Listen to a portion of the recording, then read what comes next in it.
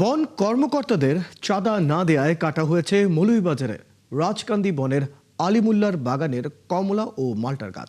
শুক্রবার এই ঘটনার গঠিত তদন্ত কমিটি ঘটনাস্থল পরিদর্শনে গেলে এই অভিযোগ করেন এলাকাবাসী।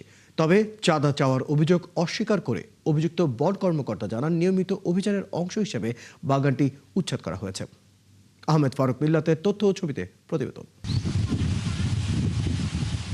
আলিমুল্লার বাগানের কমলা ও মাল্টার গাছ কাটার বিষয়টি প্রশাসনের নজর পেরিয়ে প্রধানমন্ত্রীর কার্যালয় পর্যন্ত পৌঁছে গেছে। পরে প্রকৃত ঘটনা তদন্তে সিলেট বিভাগীয় কমিশনারের কার্যালয়ের অতিরিক্ত বিভাগীয় কমিশনারকে প্রধান করে ৩ সদস্য বিশিষ্ট তদন্ত কমিটি গঠন করা হয়। বৃহস্পতিবার ৩ সদস্যের তদন্ত কমিটি ঘটনাস্থল পরিদর্শন করেন। কমিটির সদস্যরা জানিয়েছে, প্রয়োজনীয় তথ্য উপাত্ত সংগ্রহ করা হয়েছে। সবকিছু পর্যালোচনা করে দ্রুত তদন্ত প্রতিবেদন জমা দেওয়া হবে। এর সাথে সংশ্লিষ্ট যারা আছে সকলের আমরা বক্তব্য গ্রহণ করেছি, প্রয়োজনীয় কাগজপত্র সংগ্রহ করেছি এবং এই গৃহীত বক্তব্য এবং তথ্য উপাত্ত সমন্বয়ে একটা প্রতিবেদন তৈরি করে আমরা যথাসময়ে অতি শীঘ্রই সরকারের কাছে আমরা দাখিল করব।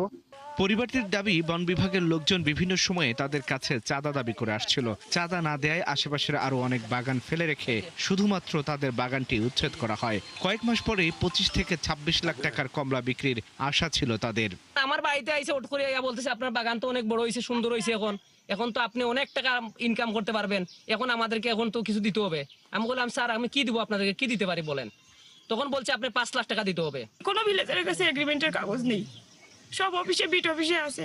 10টা বাগান যদি এখনো মাথা উঁচু করে দাঁড়ায় থাকতে পারলো, আমার বাগানটা কি দোষ করলো?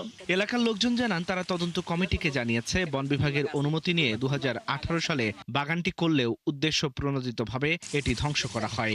কতটুক কষ্ট হয়েছে, আমাদেরও কতটুক কষ্ট হয়েছে, খুব কষ্ট লাগছে এই বাগানটা কাটার জন্য। আপনাদের কাছে বিচার দিলাম। এবারে সাদা ঢুকাইলো, এই সাদা আমরা কেউ দিতাম, কইলাম বা সাদা আমরা দিতাম, না তে বাগান কাটিয়ে লাগি। লেনদেনের ভিতরেই কোনো ধরনের ঘষাঘষি শুরু হওয়ার পরেই এই বাগানটা 20 মিনিটের ভিতরেই উচ্ছেদ করে। এদিকে অভিযুক্ত বন বিটের কর্মকর্তারা চাঁদার বিষয়টি অস্বীকার করে বলেন, নিয়মিত অভিযানের অংশ হিসেবে তাদের উচ্ছেদ করা হয়েছে। অভিযোগ একেবারেই ভিত্তিহীন এবং মূলক, এবং এই ব্যাপারে আসলে ওনারা কোনো যদি তথ্য প্রমাণ উপস্থাপন করতে পারে তাহলে তারা লিখিতভাবে আমার ঊর্ধ্বতন কর্তৃপক্ষকে জানাতে পারে। বাগানটি অবৈধই হলে কেন 8 বছর ধরে সেটি উচ্ছেদ করা হলো না, এই প্রশ্নের উত্তর খুঁজছেন এলাকার বাসিন্দারা।